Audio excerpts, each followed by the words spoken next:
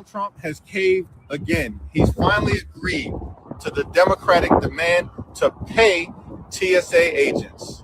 He should have done it weeks ago. The hardworking TSA agents will now be paid so we can end the chaos at airports all across the country. And now we're on to continuing the fight to get ICE under control, because we believe that taxpayer dollars should not be used to brutalize or kill American citizens or violently target law-abiding immigrant families. Your taxpayer dollars should be used to make your life more affordable. It's the last month to see a rare slave ship timber at the Smithsonian. It will be removed from the National Museum of African American History and Culture at the end of March and returned to its home museum in South Africa. It carries within it the story of more than 500 captive Africans and the more than half of the enslaved people who tragically perished in the turbulent waters. In its final weeks in Washington, it continues to leave a powerful impact on visitors. The artifacts are extraordinarily powerful. I really loved the way those particular artifacts were displayed, the iron ballast bars, the remnants of the timbers just sort of suspended in darkness, almost like in a void. Imagine all the lives that those materials touched. It's kind of a haunting thing. You feel the darkness in the room. You feel the claustrophobia, all of the people around you. It is not hard to imagine. There were people in my past that had to go through that so that I could be here today. I almost felt like crying. It's very sad to see what happened. It's not me, it's not my experience, but empathy is what I'm trying to say. These are things that another human being did to another human being, and this makes it real. And it takes it from just the depths of history and brings it into your reality. This is the last month to see a rare slave ship timber at the Smithsonian. It will be removed from the National Museum. Peace and love. Good morning. Come on in. Happy Friday and welcome to Black Press USA's morning show, where we bring you the headlines and the culture. And you just got two. There's a victory that the Democrats won by holding the line. TSA is funded, and the fight to abolish and defund ICE agents continues. And then you saw a story that we have been tracking here for months. That Smithsonian African American Museum of Culture artifacts continue to be removed. And this story right here, the AP amplified. Last year, myself, along with Stacey Brown and our producer Greer, went to the Smithsonian because that's when the first talk started about pulling certain artifacts to rewrite what happened to Black folks in this country. So that was important for you to know.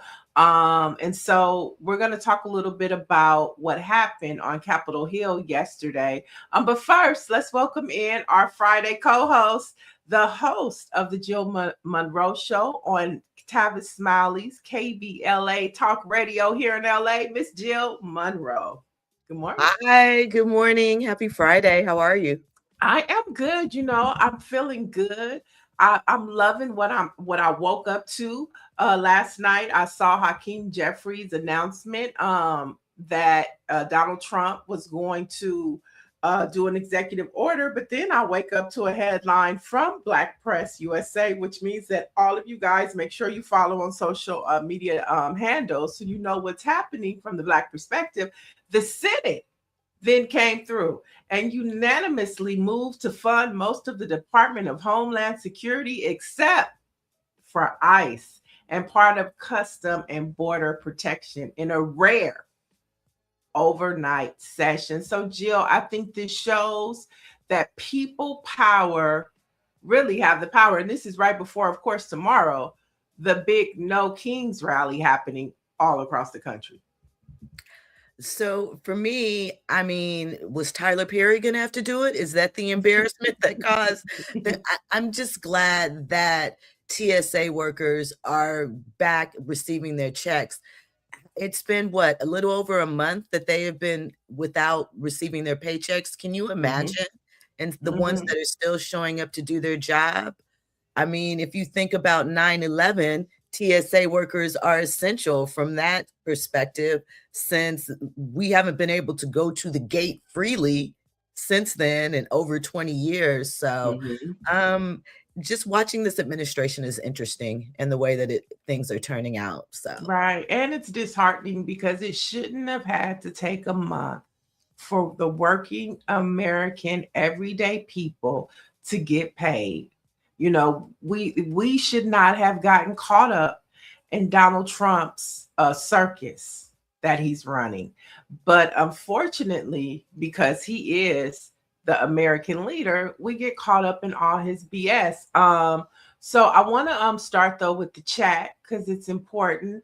Warren G says it's Happy Swag Hoodie Day. So on Fridays, Warren G rocks the HBCU hoodie, and today he says he's rocking Texas Southern.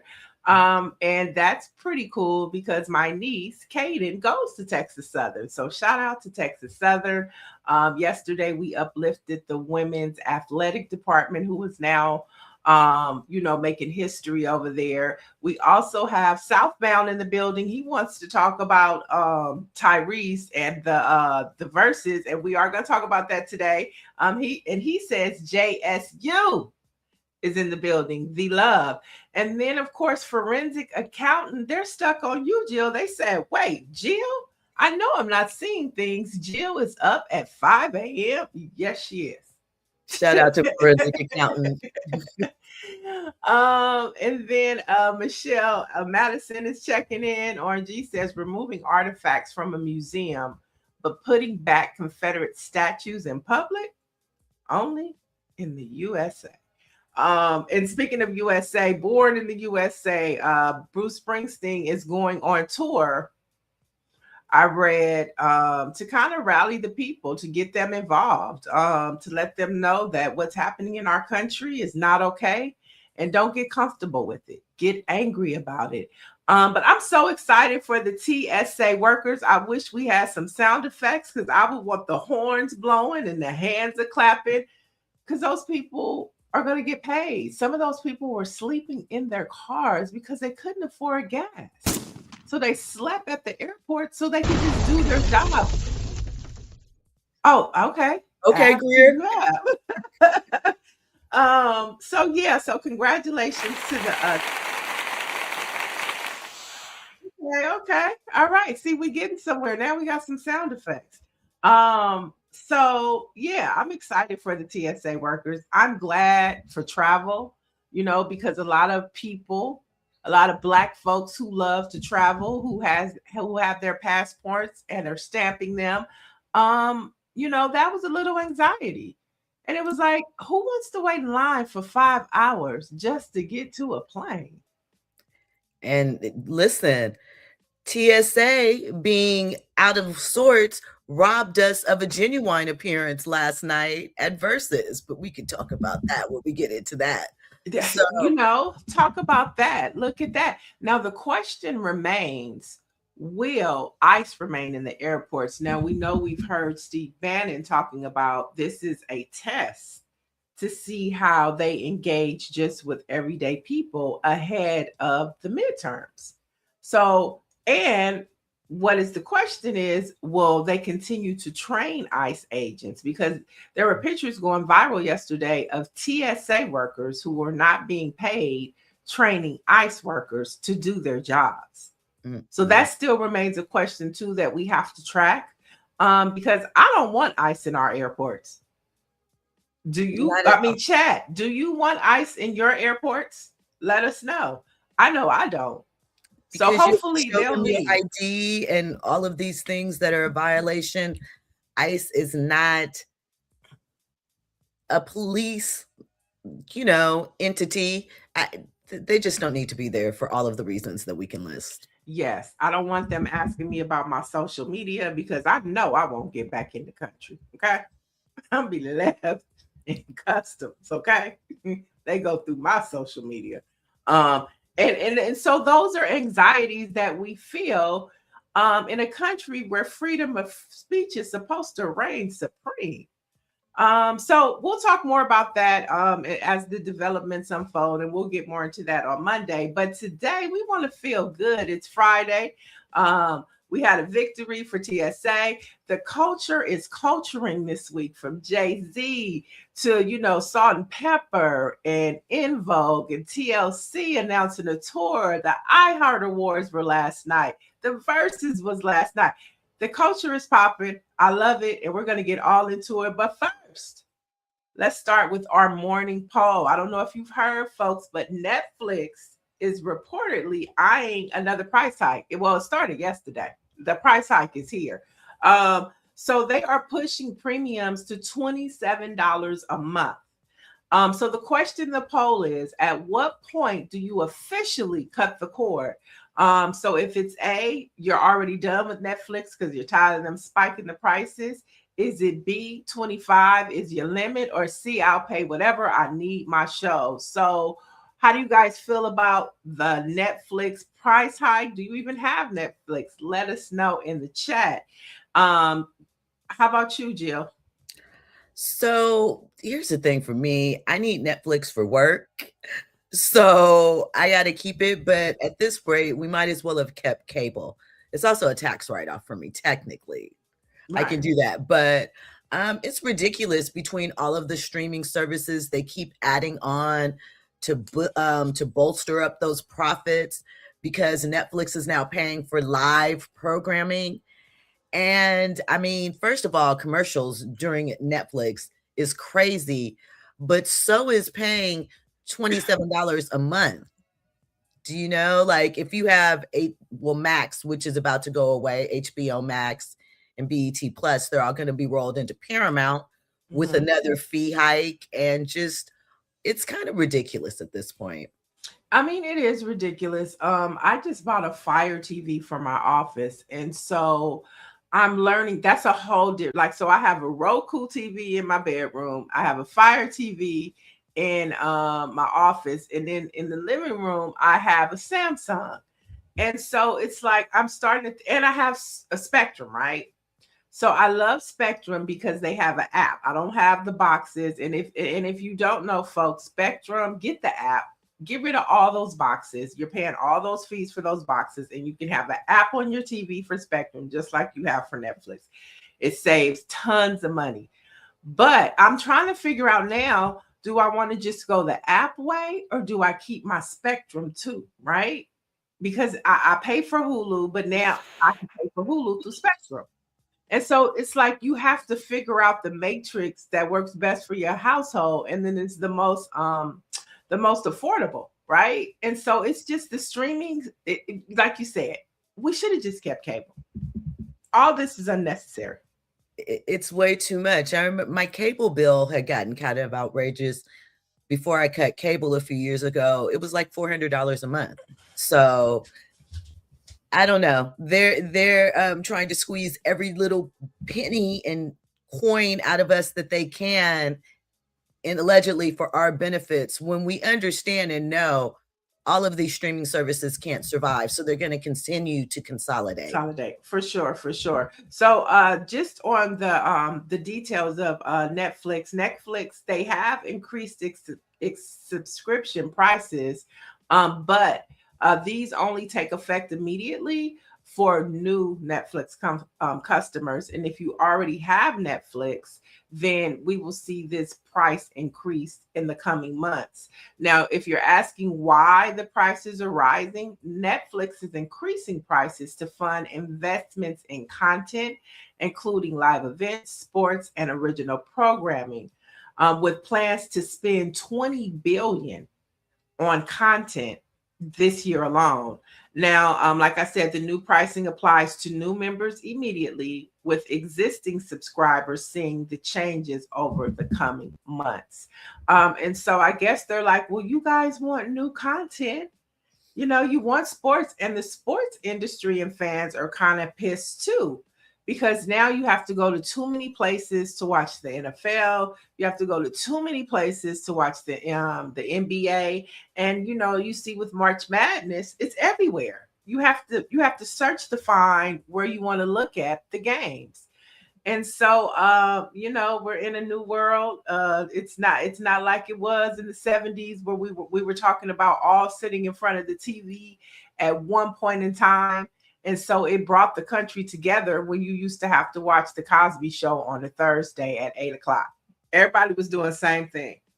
Now you have all these different ways to watch, and it's becoming problematic. But look at this, YouTube. YouTube is kicking everybody's butt.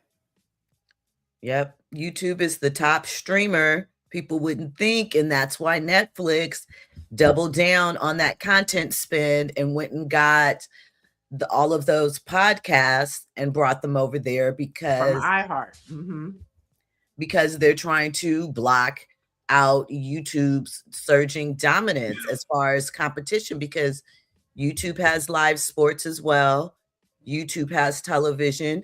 The Oscars are coming to YouTube in a couple of years. So it's really a battle out there. And YouTube is free. There's a paid tier, but YouTube is still free. So and it gives opportunities for Black media to exist, because that's pretty much where you're finding Black voices, Black content, and Black media outside of social media in long form. We're on YouTube. And so make sure you hit that like and subscribe button. As we continue to grow, we're loving all of the new voices and that we're hearing in the chat. And so we're going to continue to amplify Black voices and bring you the headlines that mainstream is not talking about. But we definitely need your support. So like and subscribe, tell a friend. Jill Munroe has a show Monday through Thursday on KBLA Talk Radio, and they're on YouTube, Black owned by Tavis Smiley. So support Black media, because we love to make sure that you know what's happening in our culture and in our world, but we can't do that without your support. And Jill, I'll let you do your appeal now. my appeal is very much the same as yours. I echo everything you said. Black media is important. Our voices, we see we are getting let go from mainstream in various ways. We talked about at the top of the hour how our history is being removed from spaces that were meant to teach and expand it.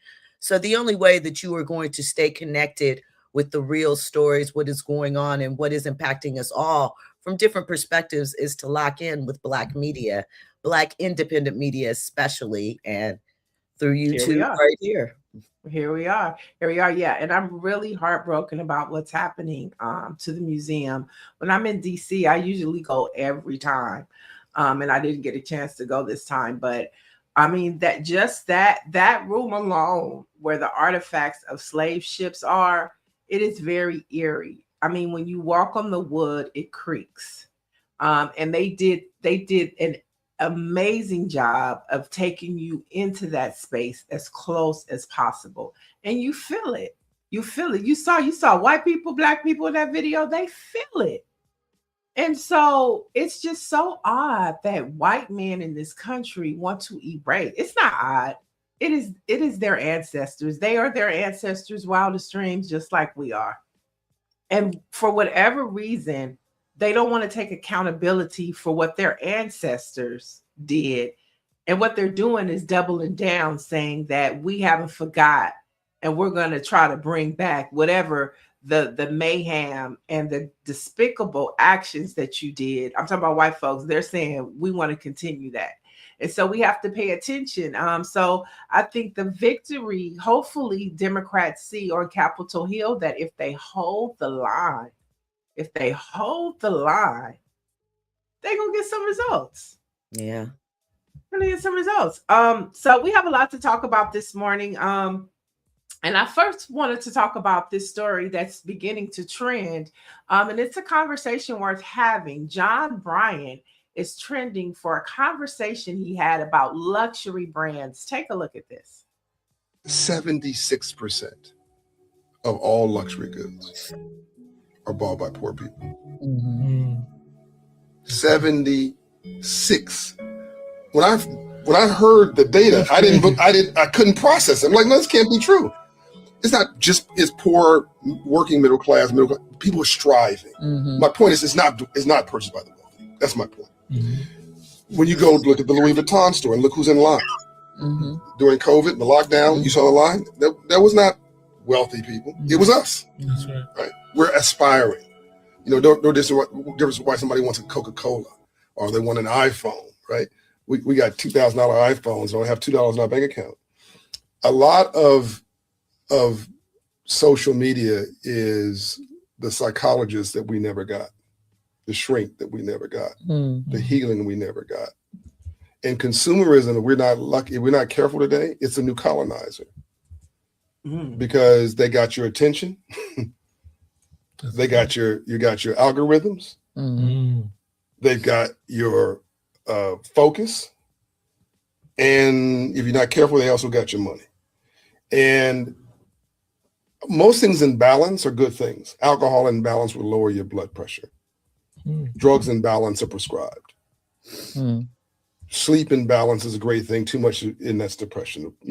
Too much sleep is just not a good. Too much of anything is not a good thing. So we got these INGs that have taken over our lives because we're depressed, in my opinion. I think that most African Americans, I don't have a stat for this, I just believe it, are clinically undiagnosed depressed, and we don't want to deal with it. We got a bunch of INGs: scrolling, shopping, drinking, drugging, sleeping, traveling, not dealing, not healing, abusing. Yeah. And it's all a distraction. But what better mechanism for somebody who's depressed than something with immediate gratification? Social media is immediate gratification. 76. So somebody in the chat is asking about the source. It's the Bain Luxury Goods Worldwide Market Study. That is the source for this data that other people were talking about as well. But I thought that John Bryant was a good source because he speaks on economics and building Black wealth. So I thought he was a good reference point to start with. And that was him on Tamika Mallory and My Son's podcast. But luxury brands, 76% of luxury goods are brought by middle class to low income individuals. I mean, I think we see it on our social timeline all the time, right? So what does that say about, us wanting to feel like we have it when we don't? I mean, I think that he touched on it a little bit when he talked about social media and its popularity as far as escapism. It, for some, is a little touch of, let me do something nice for myself. Let me bring a little luxury into what may otherwise be a very average existence for some. I would like to see the study. I do,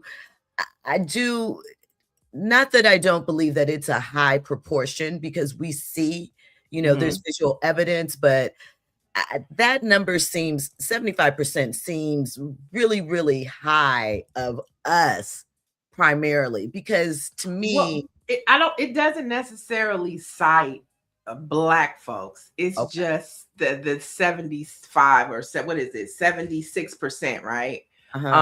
But we are a high percentage of that 76%, even though, putting in context, we're 12% of the population, right?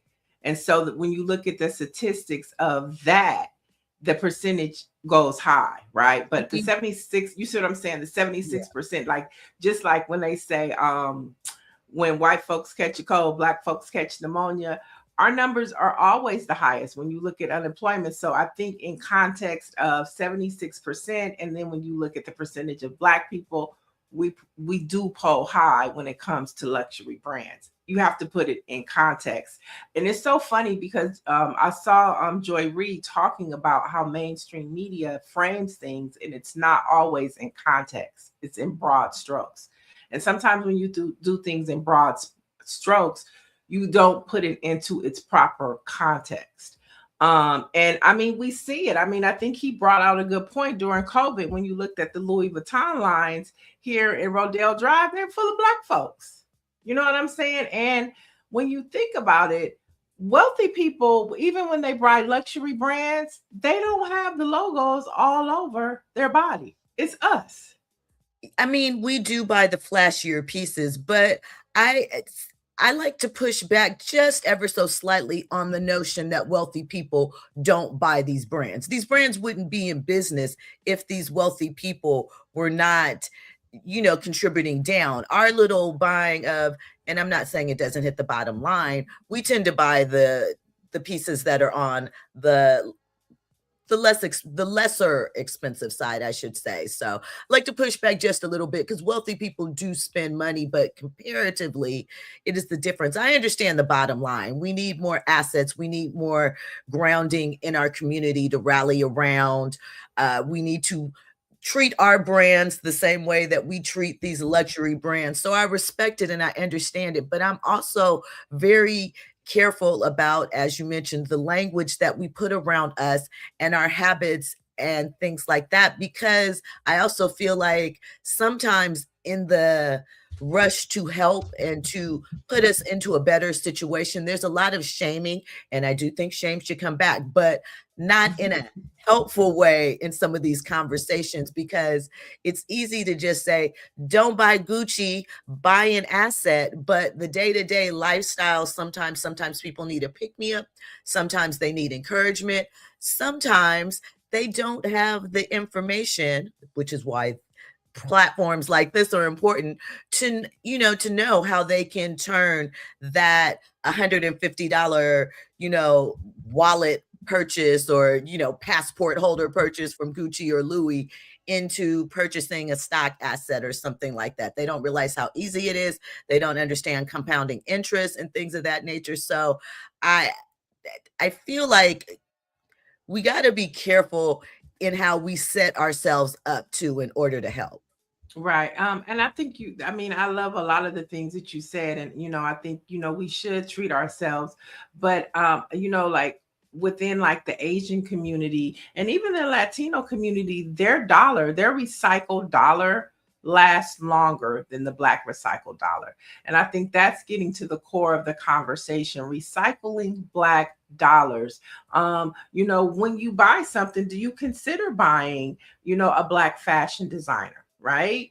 When we go get our nails done, I need to go today. It's making me think. I don't know of a Black nail technician, but do we recycle our Black dollars the way we should?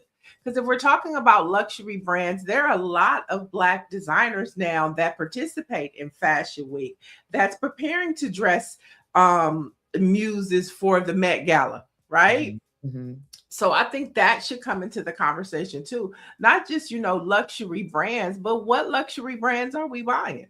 Are we recycling our Black dollars? Are we being trained? Are we training our children to recycle Black dollars? Or are we training them to go for the Louis Vuittons, to go for the high end? I'm not a high end person, so they just don't roll off my tongue. But these are questions. Let's look at what the chat is saying.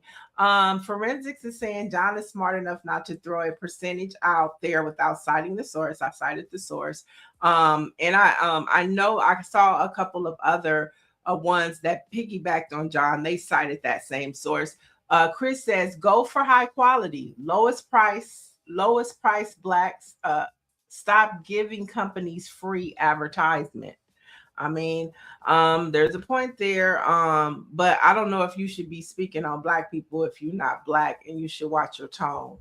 Southbound says they fake the lifestyle till it's time to lose it all. Then nobody wants to help because you had it all. So Mike V says, yes, but our people are willing to buy counterfeit luxury brands to feel like they are part of a class they are not. Well, maybe, knockoffs aren't bad. Who knows? What I'm saying?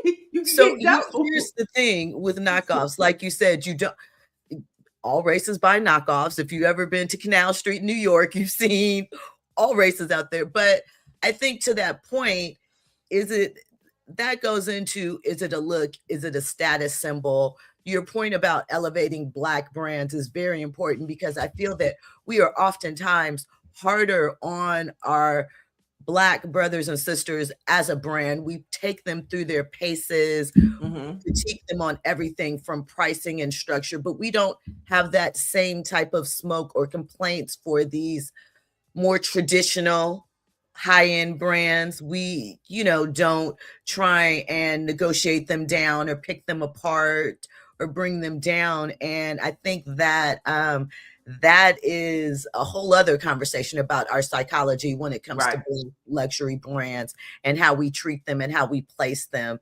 and kind of box them in as well and don't allow them to grow because we look at them as Black and we put more pressure on them. There's nothing wrong with a little treat, but you have to make sure that your home is in order. You have to have some priorities, some things that, like you said, you can go back to, some things that are going to grow. It can't be your whole lifestyle. It can't be I'm Gucci, Louis, Prada, so I'm cooking, Or it's like when when we buy a pair of red bottoms, when we sit down, we keep the bottom up in the air because we want everybody to know that we have on these red bottoms. And so, like you say, it's a psychological thing, like even when you go in the stores as Black people, the way that we're treated, if we're not a notable face and we go right down here to Beverly Hills and we walk into these high-end stores, we're going to be treated and we're looked upon a different way. I mean, it's just facts. It's this thing of, do you belong? And so it's a whole psychological thing that, we should really be talking about. But I think that the key thing is, how long does a Black dollar last within our community? Are we recycling Black dollars like other cultures and communities are? And we really need to pay attention to that and be conscious about being in our communities, supporting the local skincare line, supporting the local Black beauty supply place. These are all things that make our community better. And we should just be conscious about. I'm not saying that we just should only buy Black goods and services, but we should be more conscious about, spending Black dollars with Black businesses. Indeed, I feel the same. Nancy Wall says, who made the red bottom of your shoe significant? Louis Vuitton. That's who. Yeah. Oh, and it was us. It was us. It's not Louis Vuitton. Who is it? Christian Louis Vuitton. Louis Vuitton. Louis Vuitton. Yeah. Louis Vuitton, not Louis Vuitton. Louis Vuitton. Yeah. Yeah. See, I don't know. Yeah. See, I don't even have. They're just for Parker and Sex in the City. I don't own a pair of red bottoms. I just don't. Now, maybe if I felt like they were in my price range, maybe I would, but I'm not going to break my back to go buy a pair of red bottoms when I probably could buy 50 pairs of shoes for the price of one red bottom. I mean, I think fashion is labeled, style is just your style. So you don't need fashion to be a stylish individual. I think sometimes people forget that. But to our conversation before this, people use labels sometimes and status as self-esteem builders. So it's so funny. Mike V says, Neo, I know you be at the swap meet. No, not really, but I do like Nordstrom's rack. But if I do need to go to the swap, I haven't been to swap meet in years though. But the Slauson swap meet is right down the street from me. And if I need to go get me an airbrushed t-shirt for whatever the reason, I know where to go though. You know what I'm saying? And I think that, you go to Slauson. And so I think those are a part of our culture too. The swap meet is a part of our culture too. So all these conversations, but you have to pay attention to the swap meet too, because we're not in the swap meets here in LA. Facts. Like even I saw something a few months ago about Black vendors discussing the Slauson swap meet and how it was hard for some of them to get in there to get the booths. Then that's the reality of what is becoming in LA in a lot of cases, which is a conversation for another day. But it's a conversation for another day. But like we're right by Leimert Park, which is Black vendors. We have the Baldwin Hills Mall, which they built like But you know that right now they have a collective space in there where lots of Black vendors can go into this one space and they sell their shea butters, they sell their clothing, their sunglasses. And so, you know, when you know, and I know about these things, so I may go to the Baldwin Hills Mall and be intentional about, you know, going to get me some shea butter or going to get me a pair of sunglasses. Because I mean, this is what we have to do to support our community. Orangey is saying fashion has never paid my mortgage, and I pay my mortgage twice a month. How many times has Gucci paid anybody's mortgage? So I don't know. So that's a good conversation to have. And so, chat, as we move to the next story, we do want to leave you with this poll or question that you can drop your answers in the chat. It says, when you buy a big name designer, what are you really paying for? Is it the quality or is it the status? And I think for some of us or some people, it's both. It's quality and status. For some, it's just the status. We can keep it 100, you know, like, do they know the difference? Do they know what those quality points are? And do they really care? Are they looking for it? You know, are they turning it over and looking at the stitching to see, do they understand the reasons why allegedly these items are a higher price, a higher cost? So, but I mean, you know, allow people to do their things, but just recognize that you are going to have to answer for your choices at some point. Michelle Madison says the only swap meet that I have been to was in Fort Lauderdale. Okay, that's right. Everybody should have a swap meet experience in their life. Yeah, I mean, growing up in LA, especially, you know, in the 90s or 2000s, you got to have a swap meet trip. You go get your gold from there, like you said, an shirt. Now they have restaurants or like special serving things in the swap meet. So I haven't been, but I hear. Right. I mean, they go get their tennis shoes from there. They White Pro t-shirts. You know, I mean, it's a thing. It's a whole cultural experience. What's wrong, Gio? Are you looking at the chat? Yeah, I'm like, yeah. Sometimes, you know, it's like I always say, I don't go to the Klan YouTube channel. I don't go to the Republican YouTube channel. I don't care about what they're doing. But white folks always seem to want to be in Black folks' pot. You know what I'm saying? They always want to be in our mix. I mean, I just it's astonishing to me. I don't go where I'm not wanted, or I don't go where the conversation doesn't meet, you know, my appetite. But they always curious. You know why? Because we are the culture movers and shakers. We set the pace. We set the pace. So come on in and get some of this Black excellence, this Black goodness, this melon popping. Come on in, you know, and we see you in the chat. We see you. All right, let's get to our next story. This one is for y'all in the chat. This one is especially for y'all that we were just talking about. And I'm talking about, like I said, the culture was popping this week. Drewski. First, you know, it was the Black church. You know, he went after the pastors. Now, this week, check this out. Don't let anyone disenfranchise you because you're a young man, especially a young white male man. Don't ever let anyone talk down to you. We need strong men out there. We have to protect all men in America, especially all white men in America. Those are the boys that we care about in this country.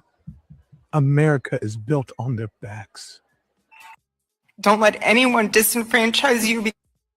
Baby, Greer, if you go to Drewski's page and pull the whole thing, I didn't pull it because it had music in there and I didn't want us to get flagged, but we could show the B-roll. So Drewski decided this time, like I said, last time he was a Black pastor. This time he wanted to for everybody to know what it looks like when white women speak up for the cause.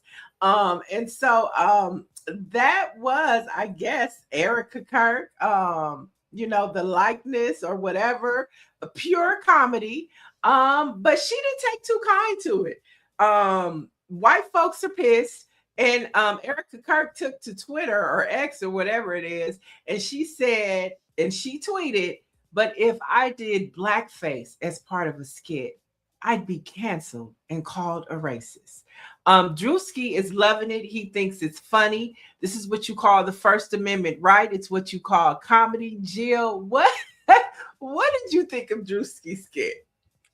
I was crying. I saw this. I was like, what? The accuracy, the thing that Drewski always gets right. And this is the second time he's done this type of makeup style with his comedy. He also did the NASCAR redneck thing that got people going a little bit too, is the details. He finds the small details, the moments that we all recognize, and that's why we all have the laugh. It was so on point. I think within 12 hours of it being put up, it had already had like 36 million views, 300,000 likes, something like that. It's just, you know, the organic pup cup. Right. Perfect. He is our version of In Living Color. We really couldn't have a show like In Living Color in this current time frame. Drewski couldn't do what he does if he was probably under, you know, a network or something like that. But because he's totally independent and funds himself, he can get it in. And like I said, the details, the points, he matched Erica Kirk's entrance with the fireworks and her walking out. I think it was to Nicki Minaj that particular time, as well as her cadence and mannerisms. This is what happens. This was literally said, like, young white boys need to be protected on stage. So it's comedy and it's a mirror, you know, even with the black pastors, you know, Drewski puts a mirror up to the foolishness. You know, like, this is what you look like. Okay. And so I don't know what the problem, this is what you look like. So he did it with the black pastors. He's doing it now with white women. I mean, this is what y'all look like. Okay. I mean, and he does it with us too. Like, he's that's what I'm saying. Dating scenarios or different things. It's the small details that put it over, because we're all like, I recognize that. I know that person. I've seen this before.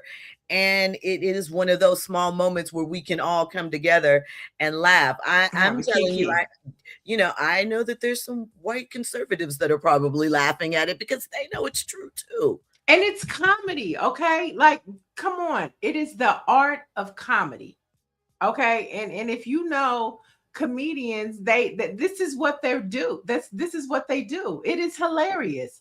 And so it'll be interesting to see how they handle it. They're talking about lawsuits.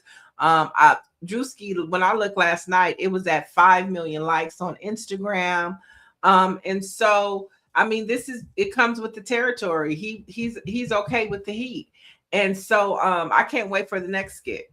I can't wait for the next one. He's hilarious. This is his moment. Shine, Drewski, shine. All right, here's another story that's trending, and it's all about knowing your worth and speaking up for your value. So following Michael B. Jordan's Best Actor win at the 2026 Oscars for his role in Sinners, and we loved it, he deserved it, Michael B. Jordan is reportedly knowing his worth during negotiations for the upcoming Miami Vice reboot. Take a look at this. Jordan was already attached to the Miami Vice remake, and then he wins the Oscar and then comes back to the producers of Miami Vice and says, I no longer want the $5 million that I initially agreed I would take for the film. I want $18 million. The producers have then gotten back to him and said, look, we had a verbal agreement. Nothing was signed, but we had a verbal agreement for $5 million. $18 million is too much of an increase. It's a hard one for me because I understand both sides. Yes, Michael B. Jordan, you deserve that level of money. But if you already agreed for this film before you won the Oscar, then you get that money for the next film you agreed to do, not for this one. Know your worth. And I think at the same time, like, yeah, he probably verbally agreed to the $5 million, but yeah, things have changed. Like, he's an Oscar winner. He's the only Oscar winner in that cast. His thing is like, we'll just say a number And if they say yes, and we get that. Because that's negotiating. Like, I don't think he'll get the 18 million. He might get something like 13 or 12, which I think more reasonable than 18. But again, like, if this movie, you know, goes on to make $1 billion and he's like, oh, I only got paid like 4, like, he was like, what the hell? Like, you've got to get your worth. Michael B. Jordan was already attached to the Miami Vice. So you see, I mean, I totally agree. Everything is negotiable, right? Everything is negotiable. And since they said that they intentionally held back from signing the agreement until after the Oscars to see how things would go, I think that's a smart business move. What's your take, Jill? So not only is it a smart business move, let's be real. Miami Vice originally premiered in the 80s. We had the first remake with Colin Farrell and Jamie Foxx, which was a flop. Do we need a Miami Vice in 2026? I'll answer, we don't. But if you have Michael B. Jordan in the cast, it's just going to be that much more better, and people are going to show up for that. I like Austin Butler. I enjoyed him in Elvis. But let's be clear, as mentioned, there will be only one Academy Award winner in that cast, and that is part of the boost of winning the Academy Awards, not always for Black women, but certainly for whatever individual won it. And being that that is one of the biggest awards that were given away that night, he absolutely should get his value. They wouldn't question if a white actor was doing it, so they should not do it with this actor, because once again, who is really asking for another Miami Vice remake in 2026? No one. That is hilarious, because that is a huge point. But I mean, I think that it's important for people to understand that negotiations is, you know, you set your price, you know, you probably won't get it, but you know, you want something more than what you initially discussed. And so I don't think that there is anything wrong with him wanting to be paid for his value. I don't think that there's anything wrong to negotiate what you bring to the table, because sometimes the other person doesn't see your value until you make them, or you put it in front of them to acknowledge. And so I think that he, like the latter gentleman said, he probably won't get 18 million, but he probably will get around 12 to 13. And that's more than 5. Okay. And so that's what this is about. This is a business, right? Who's, like you said, who's asking for Miami Vice? Nobody. And Michael B. Jordan is going to open the movie. Let's say he were to walk away. Now, there are several people that you could put in that role, but that are attractive action stars and can bring in a box office audience. You kind of got to give him that. Right. If you want this movie to succeed and be more than just kind of, you know, another remake that we're tossing out there. At least that's my thoughts. Right. Yesterday's price is not today's price. That's right, Fat Joe. Okay, it's not. And sometimes negotiations get uncomfortable, they get sticky, and you don't want to offend people. But why should you compromise and receive less than what you deserve? I mean, that when I saw that, you know, there are things that I'm going through right now, and I was empowered to stand my ground. Like, you know, yesterday's price, what you talked about 2 years ago, or what you talked about back then, yesterday's price is not today's price. And when you know your value and you know what you bring to the table, you need to stand on business. And hopefully you'll get past it, and then you get back to your kumbaya moments. Okay. I'll meet you at craft service. What time is call time? 7 o'clock, or where we need to be, and we'll be all good. But right now we got to take care of this business. Okay. So there's more news. We were talking about Netflix earlier. So, you know, A Different World is in production in Atlanta. And, you know, I saw Derek J. He's doing hair and styling over there. But they've added some more of the old school to the new school. Don Lewis and Glenn Truman are now officially returning to the Netflix A Different World reboot. Now, Jaleesa, remember Jaleesa and Colonel Bradford, they are returning. And who are you most excited to see? I was about to say Greer, you could chime in on this too. And Jill, I know Jada Pickett Smith, she posted that she's returning as well. We know that Jasmine Guy, Kadeem Hardison are returning, but the show is based upon those two characters, Whitley and Dwayne's daughter. So that it's based upon their, their extension. But all of the old cast members are coming back. How do you feel about that, Jill? And Chad? I'm interested to see it. Felicia Pride is going to be the showrunner. She has written on several shows. She had a movie that came out, I think it was called Really Love, with Kofi Seabrae, and it was a romantic comedy.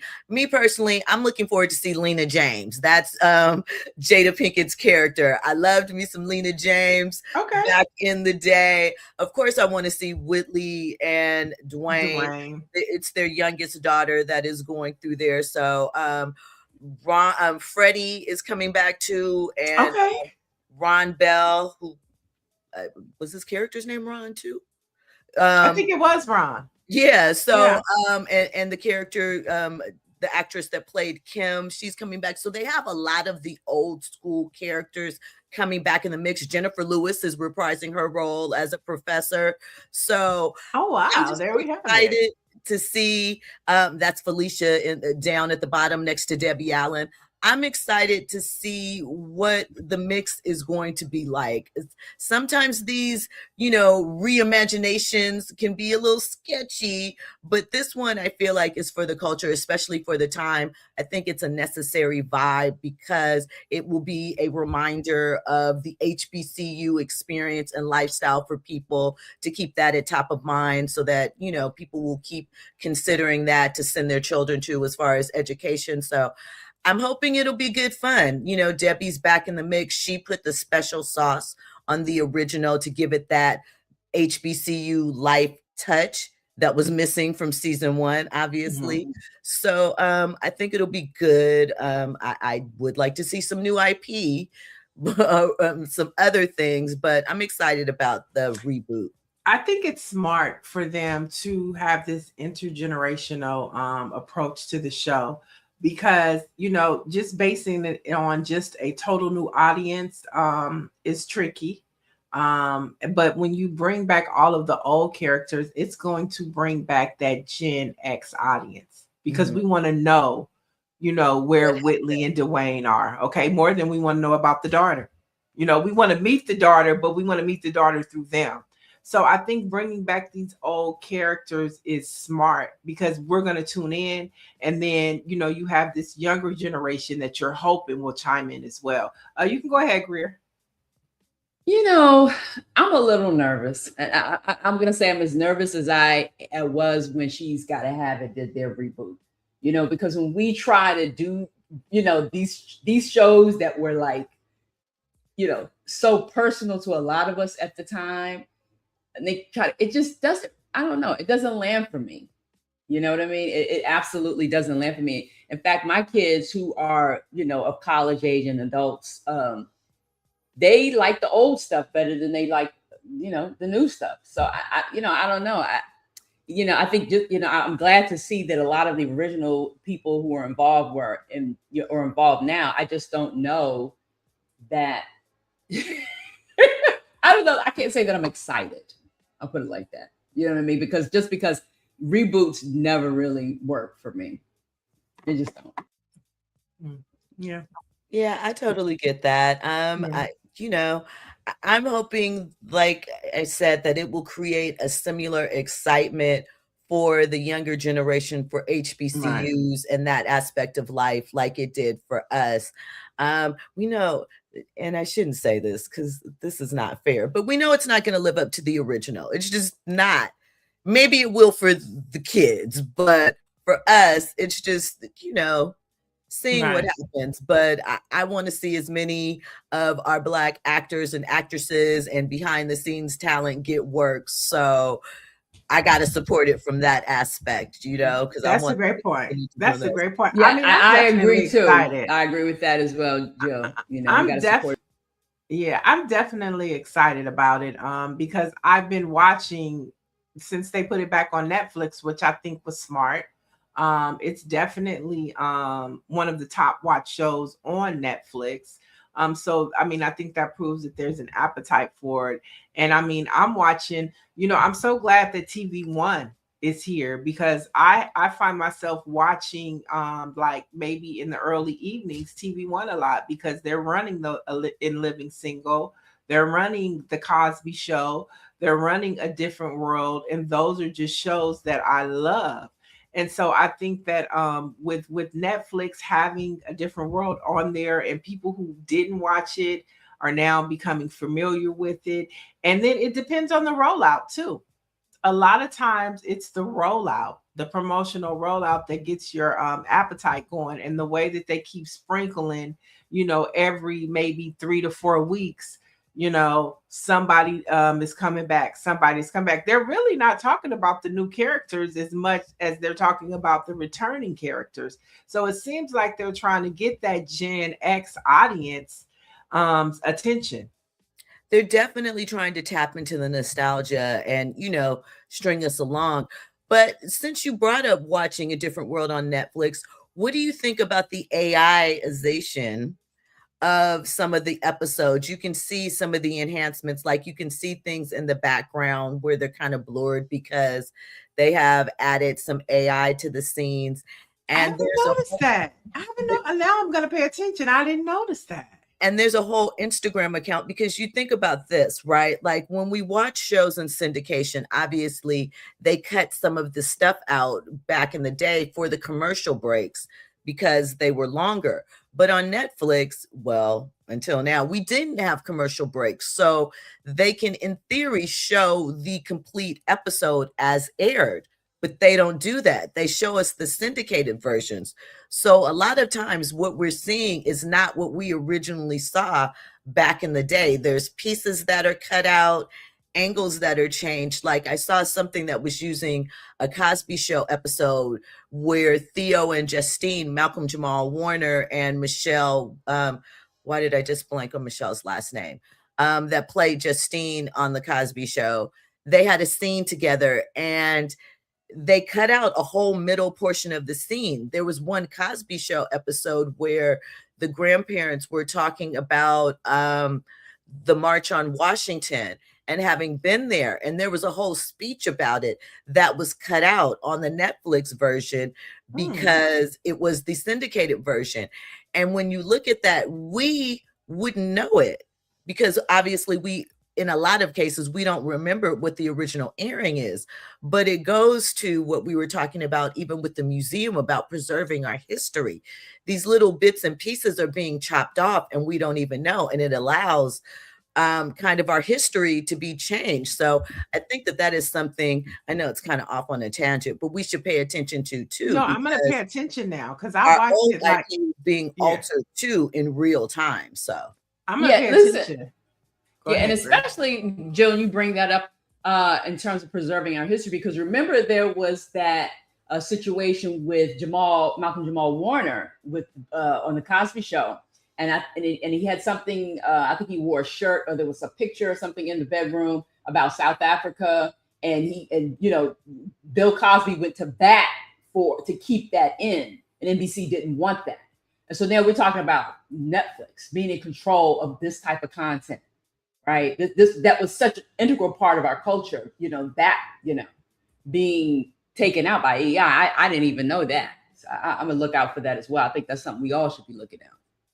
Yeah. So just something to think about to go along with these reboots. Like, again, I'm always excited to see, actors from our childhood still working in this day and age, especially as we know what the industry does to Black actors and actresses. So from that perspective, I want to see what they got. But like Greer said, be shaky. Well, Dr. Marilyn brings up a good point. They did the same thing with Bel Air, and it was good. Bel Air was really good. So that was a reboot that worked, and it was reimagined, which turned into a dramedy comedy versus The Fresh Prince was just a comedy. So that's a great point. And she says she's excited for the return. I am too, because I just want to see where they're going to take the story. And with Debbie Allen attached to it, I think we should all be cautiously optimistic about it. Okay, so like I said, this was a big week for the culture. And Jay-Z is part of the story of this week. 3 sold out shows at Yankee Stadium to celebrate the 30th anniversary of Reasonable Doubt and the 25th anniversary of The Blueprint.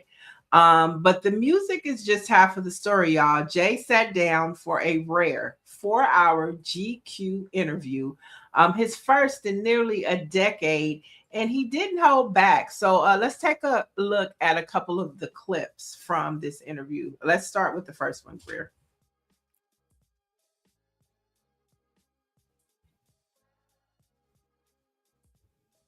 Hey.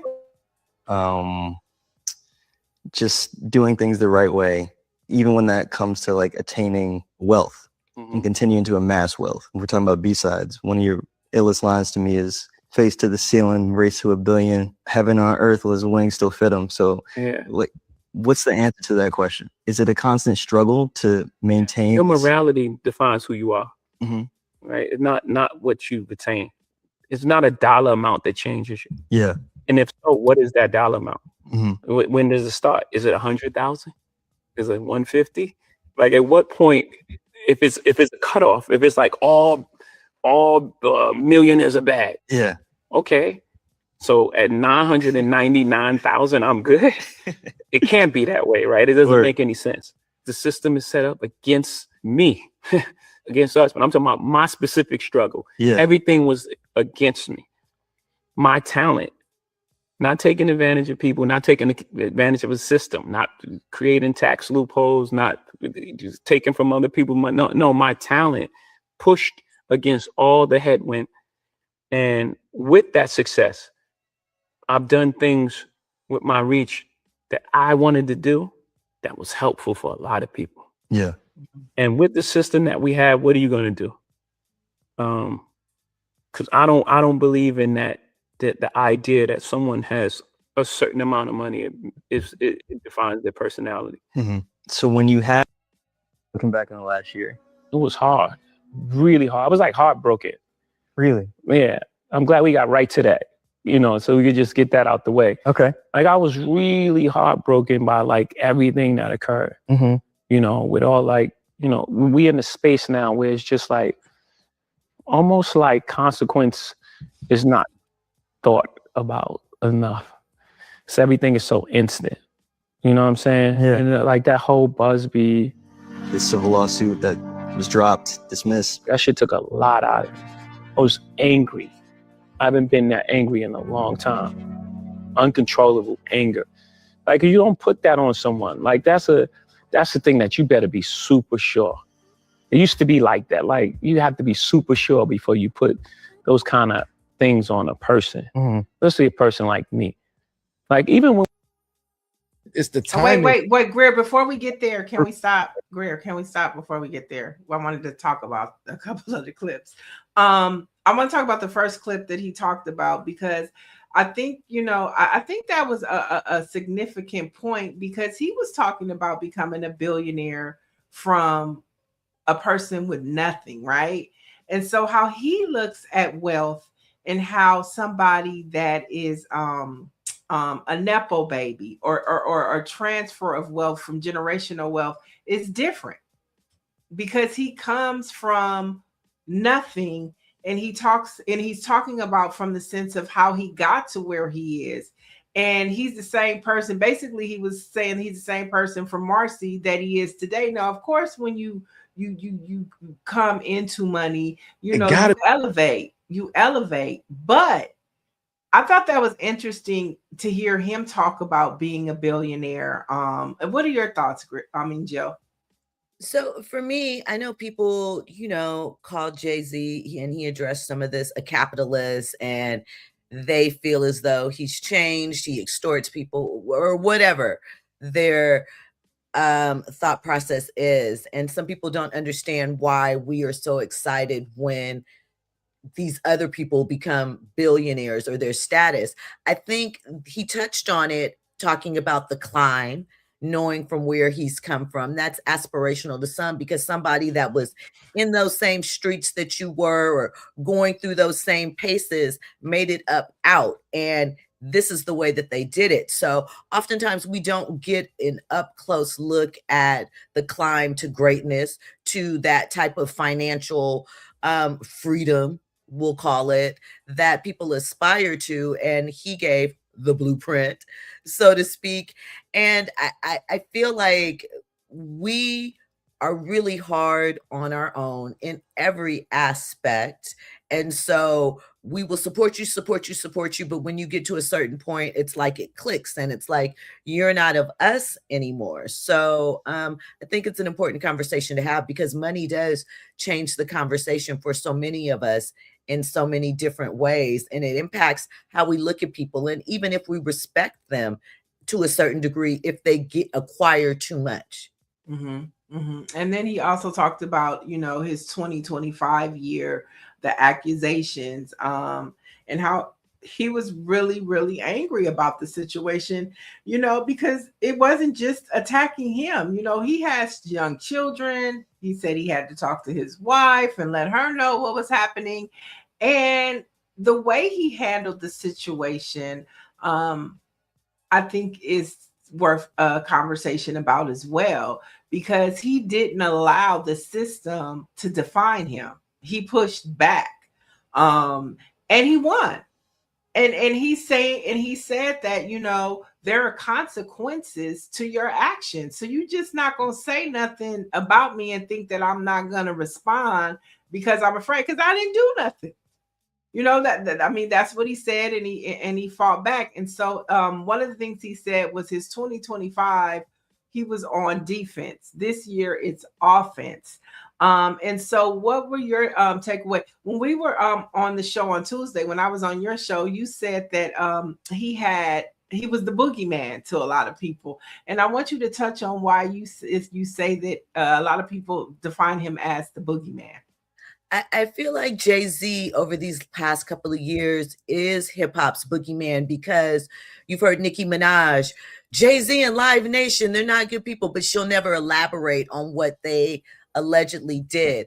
We've heard that, oh, Jay-Z, he put Kendrick on the Super Bowl because he has a problem with Drake. Like, he is attributed to the downfall or the lack of motion in a lot of people's careers. And I think a lot of that has to do with Beyonce and their union. It just, it's two powerful figures in music coming together. And I'm not saying there haven't been any conversations or whatever, because I don't know the inner workings, but I feel as though, again, when we see people reach a certain level of success and the packaging looks too neat for us, then we start looking for cracks and we start looking for reasons why this individual is so great. Now, I don't believe in idol worship, so to speak, but I feel like you can give people their props and respect for what they have done without thinking that everything that they do is beyond reproach. And I think with Jay, calling someone a PDF and the type of accusations that he was accused of in that particular lawsuit, I think that would make anyone angry, because it's not just taking advantage of someone, it's taking advantage of a child. No one wants to have that type of reputation attached to them. So especially when you have young children, and when we were talking about the boogeyman label, my response was that I think a lot of it has to do is because the Carters remain silent and they don't respond to 95% of the stuff that is said about them. They just, let it roll off their shoulders, or they don't respond. And I think that's why this conversation that he had, had the chatting, the social media, doing their thing. Forensics brought up, first thought, GQ is not Black media, regardless of the interviewer. But that's like one of those things where he can't win for losing, because at least he made sure that the interviewer was Black. But as Black media, that's something that we could push up on Rock Nation for and ask them. And I think that that's our job as reporters, to go to Rock Nation and say, hey, are you talking? Is Jay-Z going to talk to any Black outlets? You know, is he going to stand on business like he said in his interview? So I think that a lot of the times, if he doesn't make the choice, it might be our job to push Rock Nation to talk to Black media outlets or choose one, right? Maybe he really thought that he was doing something by choosing a black journalist to interview him for GQ. But what I'm seeing in the chat is they're saying that's not enough. He needs to talk to a Black outlet. So maybe we need to push up on Rock Nation and say, knock, knock. I mean, I feel that I would like to see, because every time he does decide to talk to us, and I understand you're Jay-Z, he does select certain media types. Now, this young man that interviewed him, I believe that they've had a prior relationship. They talked about in the interview him emailing Jay-Z, asking him questions about his lyrics and stuff. So I think he's talked to him before.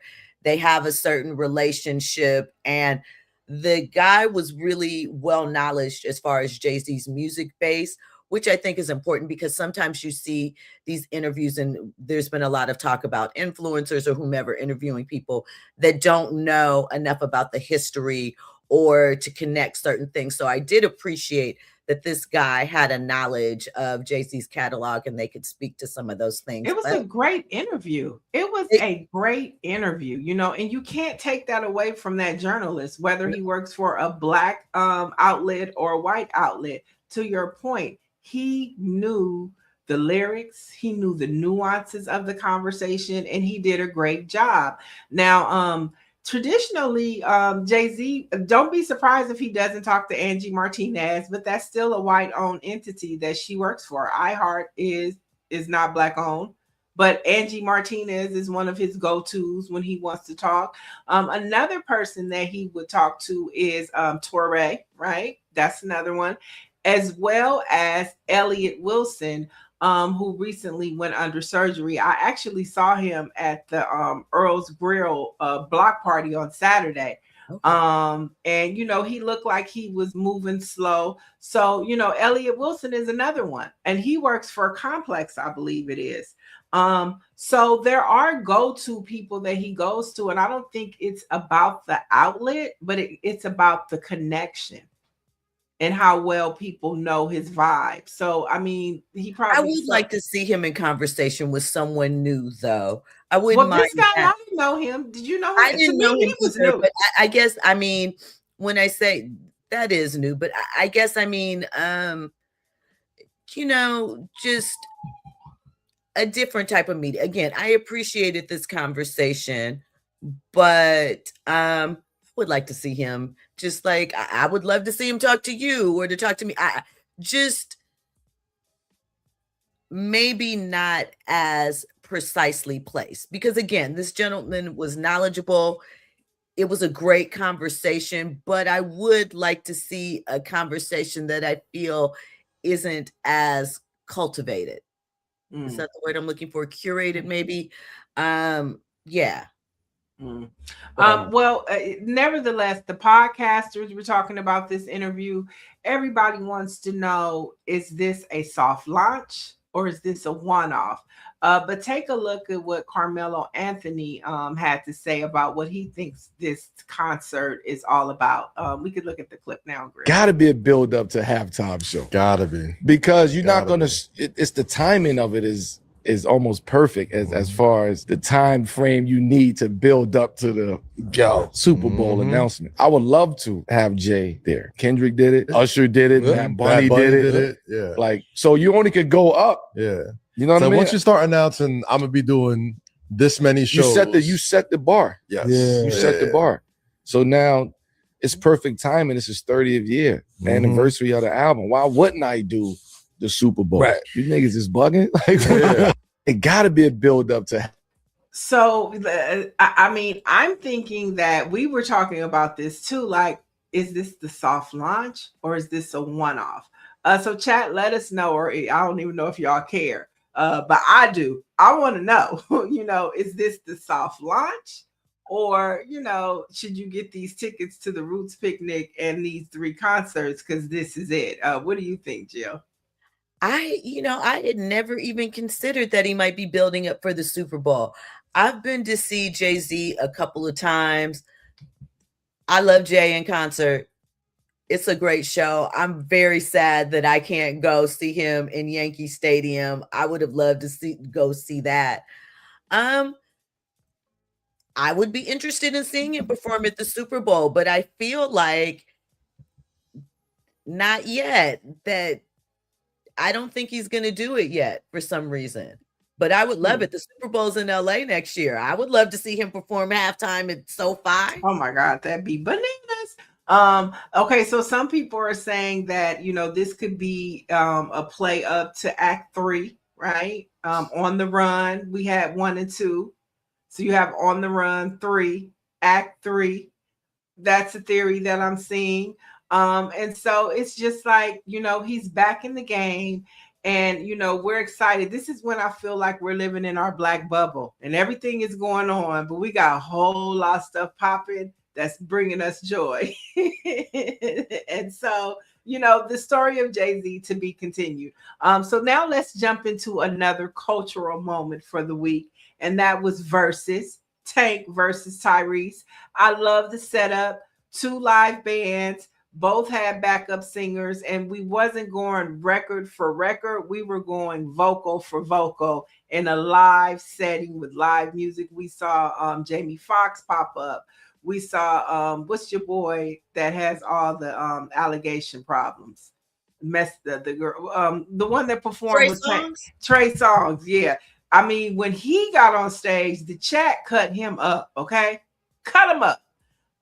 And so it was a night for the culture. I thought that it was great. But who do you think won, Chad? Do you think Tyrese won or do you think Tank won? And Jill, I'll give the first one to you. So I'm gonna say Tank because I think that Tank has better stage presence. I know he bought out a lot of people, but he's written a lot of stuff. Tyrese doesn't practice. He says that, he admits to that. But overall, I thought it was a very entertaining show. Those two have great chemistry with each other. The comedy was an unintended benefit that most people probably weren't expecting.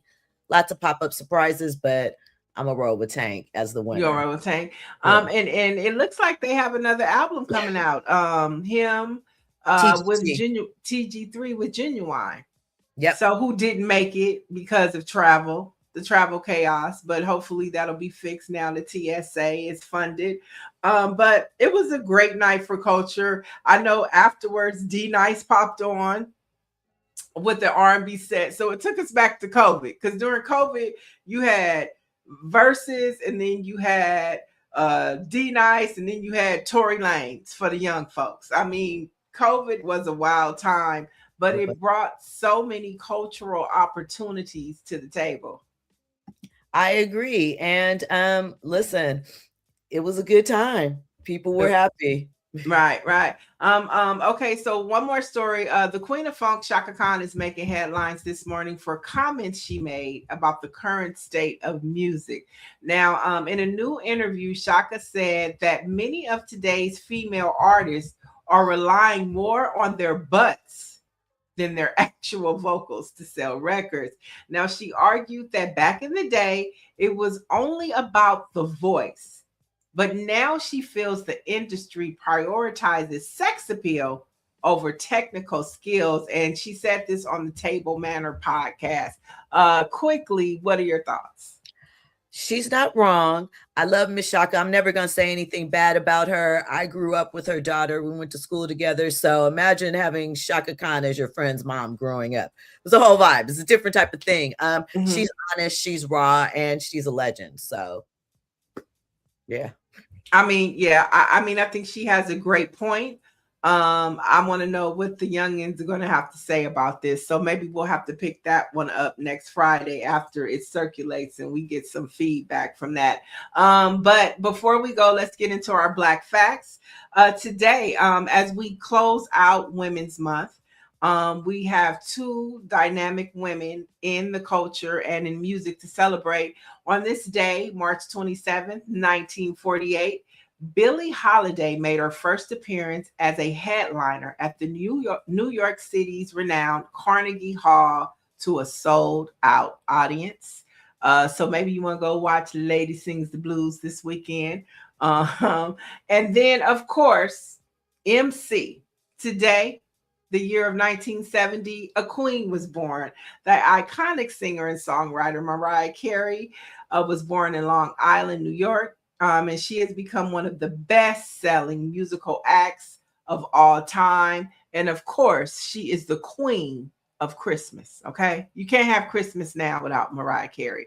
So today we want to celebrate Billie Holiday and the birthday of Mariah Carey. So we know what the soundtracks are. We know what movies to watch.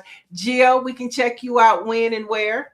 Monday through Thursday, 6 to 7 p.m., KBLA Talk 1580. Also, KBLA Talk 1580 on YouTube. I'm at Stiletto Jill everywhere. I'll let your girl say hi. Thank you for having me.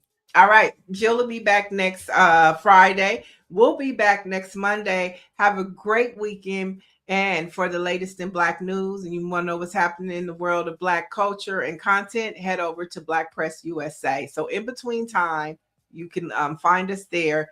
And we'll talk to you on Monday.